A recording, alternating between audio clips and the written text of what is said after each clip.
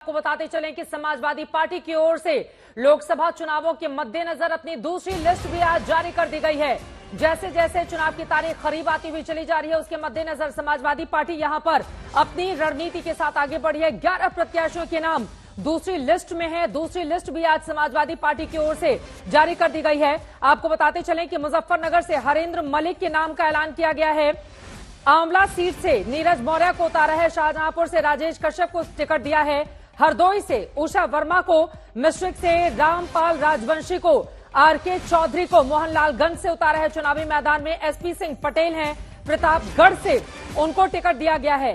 बहराइच से रमेश गौतम को, गोंडा से श्रेया वर्मा को, गाजीपुर से सबसे अहम गाजीपुर से अफजाल अंसारी को। आपको बताते चले पिछली बार बीएसपी के टिकट पर अफजाल अंसारी चुनावी मैदान में थे, वहां से सांसद बने, वो समाजवादी पार्टी ने सपोर्ट किया था और इस बार गाजीपुर सीट से अफजाल अंसारी को चुनावी मैदान में उतारा है समाजवादी पार्टी ने।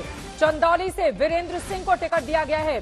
दूसरी लिस्ट में 11 प्रत्याशियों के नाम का ऐलान है। इसके पहले पहली लिस्ट भी उसकी ओर से जारी की जा चुकी थी, जिसमें शफीकुर रहमान बर्क जैसे तमाम नेताओं के नाम थे। कुल मिलाकर 80 लोकसभा सीटों पर ताबड़तोड़ एक के बाद एक अखिलेश यादव की ओर से नामों का ऐलान किया जा रहा है। उसके पीछे की बड़ी वजह यह बताई जा रही है, पिछली बार आपको याद होगा 2019 में बहन मायावती के साथ चुनाव लड़ने के बावजूद समाजवादी पार्टी को 2014 जैसा रिजल्ट यानी कि सिर्फ 5 सीटों पर जीत हासिल होती है। जबकि अगर बात करें बीएसपी को तो 10 सीटों पर बीएसपी को जीत हासिल होती है, यानी कि बड़ा फायदा नहीं हुआ था। लेकिन इस बार मुजफ्फरनगर से हरेंद्र मलिक, आंवला से नीरज मौर्य, शाहजहांपुर से राजेश कश्यप, हरदोई से उषा वर्मा, मिश्रिक से रामपाल राजवंशी, मोहनलालगंज से आरके चौधरी, प्रतापगढ़ से डॉक्टर एसपी सिंह पटेल, बहराइच से रमेश गौतम, गोंडा से श्रेया वर्मा, अफजाल अंसारी गाजीपुर से, चंदौली से वीरेंद्र सिंह लोकसभा में समाजवादी पार्टी के प्रत्याशी होंगे।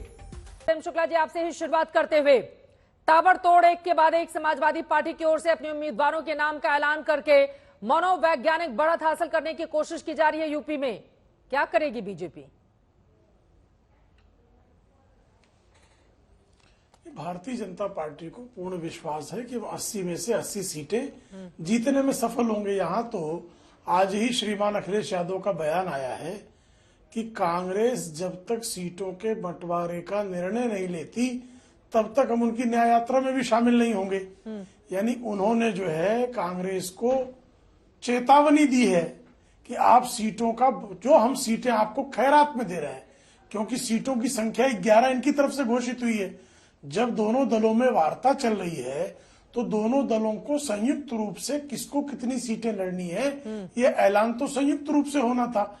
लेकिन समाजवादी पार्टी के सुप्रीमो द्वारा एक तरफा उनको 11 सीटें प्रदान किए जाने की बात करके यह संकेत दिया गया कि हम आपको खैरात दे रहे हैं, आपको खैरात मंजूर है तो ले लीजिए, नहीं तो ठीक है, आपको हम कुछ नहीं देंगे। तो यहाँ तो जो है दोनों के बीच में टकराव, और आप देख रही हैं कि किस तरह से समाजवादी पार्टी के एक महासचिव श्रीमान स्वामी प्रसाद मौर्य उनका साथ छोड़कर चले गए और ये आरोप लगाते हुए गए कि पीडीए के लोगों को राज्यसभा ये भेज नहीं रहे हैं। अभी कल सलीम शेरवानी उनको छोड़ के चले गए।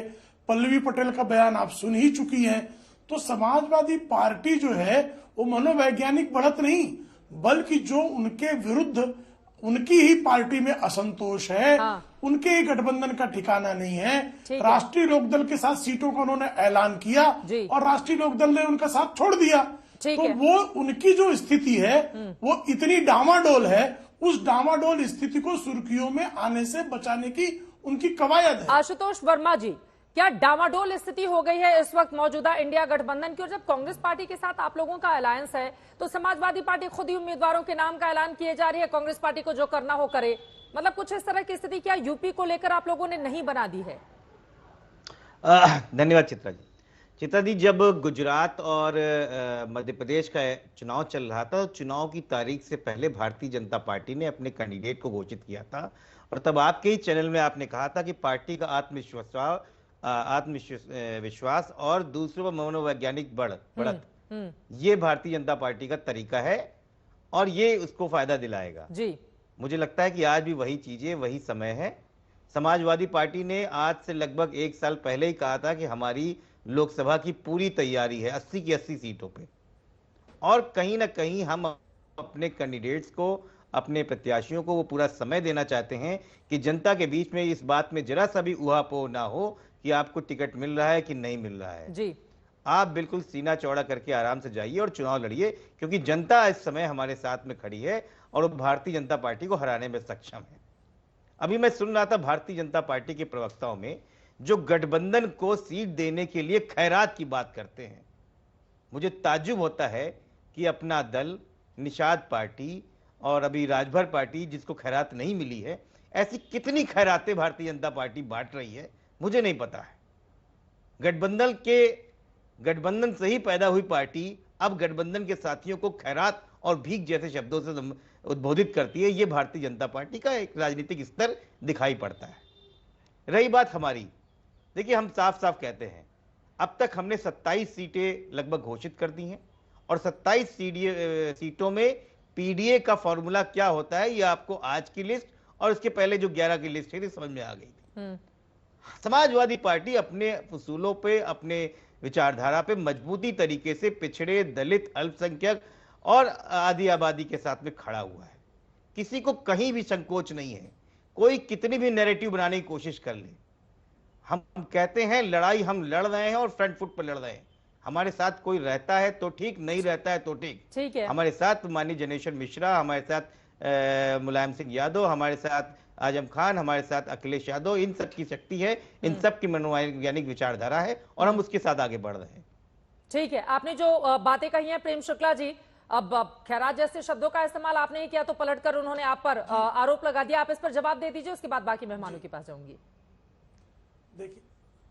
देखिए हम जो है, मैंने यही कहा कि भारतीय जनता पार्टी जब किसी के साथ गठबंधन करती है तो गठबंधन के साथ ही संयुक्त रूप से इसका ऐलान करते हैं। ये सीटें जो है अपनी तरह, राष्ट्रीय लोकदल को सीटें बांटी, राष्ट्रीय लोकदल ने इसको इंकार कर दिया, गठबंधन से बाहर हो गई। ये जो है कांग्रेस को 11 सीटें, इसलिए मैं खैरात कह रहा हूं क्योंकि बारंबार समाजवादी पार्टी के नेताओं का बयान आया कि वो तो 2 सीटों पर भी लड़ने लायक नहीं, एकाधिक लोगों का बयान आया। और पीडीए की जो बात है, ये मेरा आरोप नहीं है, स्वामी प्रसाद मौर्य जो है वो आप ही के महासचिव थे, सलीम शेरवानी आप ही के महासचिव थे। 3 राज्यसभा सदस्यों में से 2, एक क्रमांक पर जया बच्चन, दूसरे क्रमांक पर आलोक रंजन और तीसरा जो अनुसूचित जाति से आते हैं उनको तीसरा आपने जो है क्रमांक पर आपने घोषित किया राज्यसभा। तो आपका वंचित समाज, शोषित समाज के लिए क्या संकल्प है, ये साफ तौर पर आप ही के सदस्य कह रहे हैं। ये मेरा बयान नहीं है, भारतीय जनता पार्टी का आरोप नहीं है।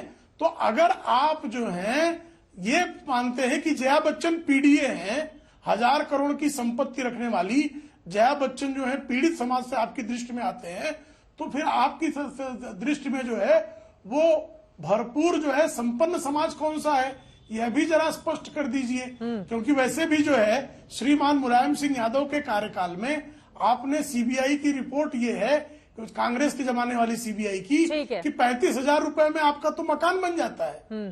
35,000 में शौचालय के नहीं बन पाता मित्र, आपका बंगला 35,000 में बन गया था। और श्रीमती सोनिया गांधी के नेतृत्व वाली यूपीए सरकार का जो है सीबीआई ने इसको स्वीकार भी लिया था। ठीक है। और यह आरोप भी कालांतर में विश्वनाथ चतुर्वेदी ने सुप्रीम कोर्ट में लगाया कि जो है आपकी सीबीआई रिपोर्ट मैनेज थी, जो विश्वनाथ चतुर्वेदी आज भी कांग्रेस में है। ठीक है, इस पे आशुतोष जी 2 लाइन में जवाब दीजिए, बाकी लोग भी इंतजार कर रहे हैं। नहीं चित्रा जी, मुझे लगता है कि भारतीय जनता पार्टी के प्रवक्ताओं की याददाश्त बहुत ही अल्प होती है। अभी ये हमको बता रहे थे कि हमारे ही नेता है, छोड़ के चले गए। अरे 2022 में आपकी सरकार में स्वामी प्रसाद मौर्य कैबिनेट मिनिस्टर थे और एक दिन पहले वो भारतीय जनता पार्टी की तारीफ कर रहे थे। आपकी नाक के नीचे वो समाजवादी पार्टी के 11 विधायकों के साथ भर्ती हुए थे। तब तक आपको ये बात याद नहीं आई थी। तो याददाश्त को दुरुस्त रखिए। ये सनातन को नहीं गाली दे रहे थे। राजनीति में इस तरीके के आरोप लगाने से पहले मेरी याददाश्त बहुत अच्छी है, तब तक वो सनातन को नहीं गाली दे रहे थे। रही बात आपको आगे करके अपनी बात रखेंगे। मेरी बात, जो आपने तीसरा व्यक्ति जो एमएलसी बनाने के लिए आपने राज्यसभा भेजने के लिए, जरा उसकी संपत्ति के बारे में बता दीजिए कि कहां कहां कौन कौन है। मैं तो नाम भी नहीं लेना चाहूंगा किसी चैनल में किसी व्यक्ति का। तो आप कितने कितने धनाढ़ियों को लेके चल रहे हैं, ये भारतीय जनता पार्टी दूसरे पर आरोप ना लगाए भाई। चलिए ठीक है, अपने आप थोड़ा आप को विस्तार देखिए, देते हैं, बाकी क्या लोगों को भी महाराष्ट्र लेकर में आप आते हैं। कर रहे चुनावी हैं, क्या संपत्ति गुजरात किसकी में कर कितनी रहे है हैं, चुनावी ये दुनिया हलफनामे को दिख रहा में है। सामने आएगी तो हम लोग बताते हुए चले जाएंगे। आप लोग नाम लीजिए चाहे नहीं लीजिए, मीडिया तो सबके बारे में जानकारी देगा ही। संजीव झा जी, अब आपके पास आते हुए, चूंकि मुख्यमंत्री अरविंद केजरीवाल का बयान सामने आया है कि आम आदमी पार्टी 2029 के चुनाव में देश को बीजेपी से मुक्त कराएगी, इस बयान का तो सीधा सा मतलब यही हुआ ना कि 2024 में फिर आप लोग मान चुके हैं कि भारतीय जनता पार्टी आ रही है। संजीव झा जी। नहीं नहीं, कतई नहीं। देखिए, मुझे लगता है कि 2024 में जब प्रधानमंत्री जी बड़ी बड़ी बातें करते हैं, हाँ। किसी भी राजनीतिक पार्टी या व्यक्ति का उसका नीति क्या है, उसका सिद्धांत क्या देखना बहुत जरूरी होता है। अगर प्रधानमंत्री जी इतने ही कॉन्फिडेंट हैं कि हम 400 पार कर जाएंगे, तो आदर्श घोटाला में जिसमें प्रधानमंत्री जी रो पड़े थे कि विधवा का सैनिक की विधवा का मकान खा लिया, उसको अपनी पार्टी में शामिल करा लिया। वो आदर्श घोटाला से आदर्श नेता राज्यसभा सांसद बन गए। जिस नीतीश कुमार जी ने कहा था कि अब मर जाएंगे, बीजेपी में नहीं जाएंगे, अमित शाह जी कह रहे थे कि दरवाजा हमेशा के लिए बंद है। आज वो दरवाजा कैसे खुल गया? अगर बहुत तो निश्चिंत होते तो ये नौबत उनकी नहीं आती।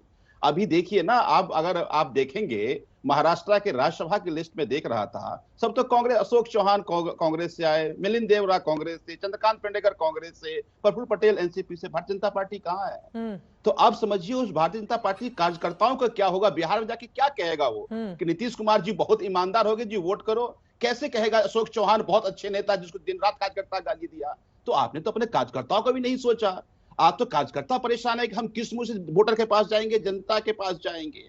तीसरी बात मुझे ये लगता है कि देखिए, एक चीज बहुत सबको समझ में आनी चाहिए कि आज प्रधानमंत्री अभी चंडीगढ़ का एक मॉडल आपने देखा, और आज सुप्रीम कोर्ट का फैसला भैया, सुप्रीम कोर्ट ने जिस तरह से कहा, और वो जो पीठासीन पदाधिकारी ने कहा कि हाँ हमने बैलेट को रिजेक्ट किया, तो चुनाव जीतने के लिए ये किसी भी लेवल पे जा सकते हैं, कुछ भी कर सकते हैं। तो अगर कुछ भी करके जीतना है तो आप कह दीजिए 500 पार, तो कोई बात ही नहीं है। लेकिन देश की जनता को जो आपने 2013 में, 14 में, 15 में आपने वादा किया था कि महंगाई की मार बहुत हो गई, मोदी सरकार, रोजगार का बुरा हाल, मोदी सरकार। कल ही देखिए ना, यूपी पुलिस का एग्जाम लीक हो गया, लाखों की संख्या में बच्चे गए और वो परेशान है, घबरा रहे हैं। अब वो उनको नौकरी नहीं मिल पा रही है। तो अब जो बड़ी बड़ी होर्डिंग में मोदी की गारंटी देखते हैं, तो मैं सोचता हूँ कि ये कैसी गारंटी? वो गारंटी जो उन्होंने कहा था वो नहीं करेंगे, नहीं करने की गारंटी है क्या? क्योंकि महंगाई की मार की बात हुई थी तो नहीं हो पाई।